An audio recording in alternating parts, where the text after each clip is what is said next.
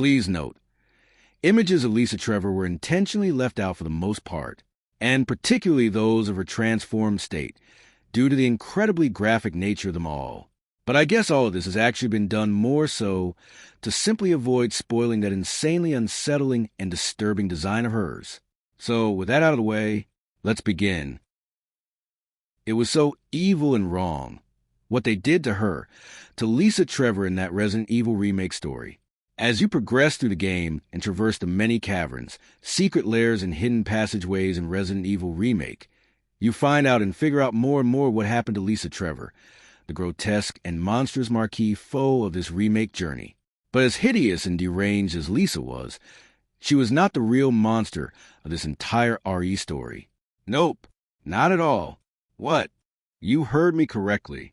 Lisa Trevor was not really actually one of the marquee villains of this infamous survival horror story. Then who the heck was? I hope you're not actually thinking that simple-mindedly, because that was just an expression that was made for emphasis and to further highlight a point. In this life, you should never be thinking that shallowly and simple-mindedly.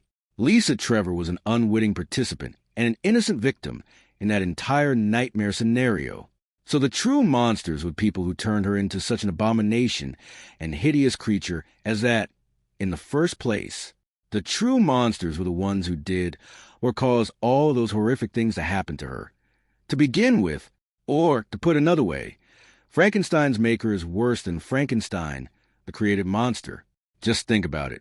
So my heart broke for her, and my eyes drew a few invisible tears for that tortured and tormented soul, as well as abused and mistreated victim that was this Lisa Trevor character in this game.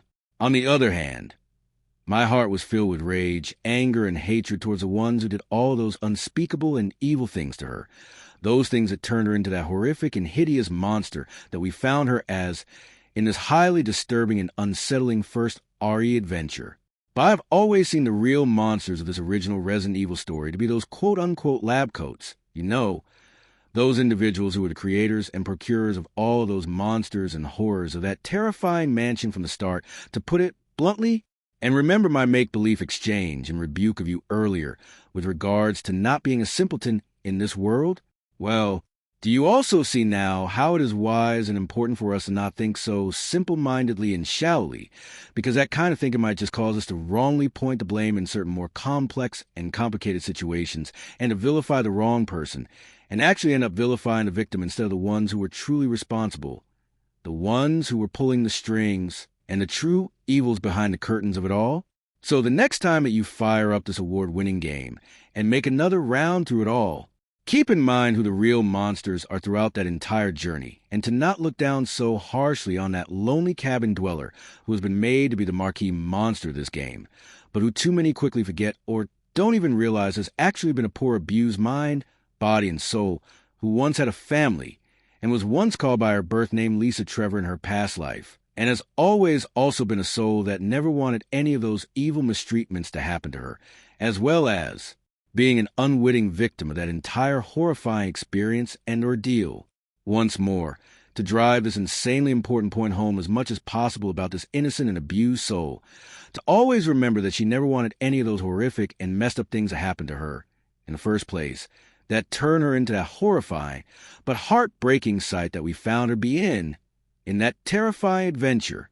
Lastly, do consider actually reading the Trevor's entire stories throughout your next playthrough, all of George's, Jessica's, and Lisa's, as it's all truly some very sad, tragic, and heart-shattering stuff. So that's going to do it for this one, and thanks for joining me on another. Until the next one, peace.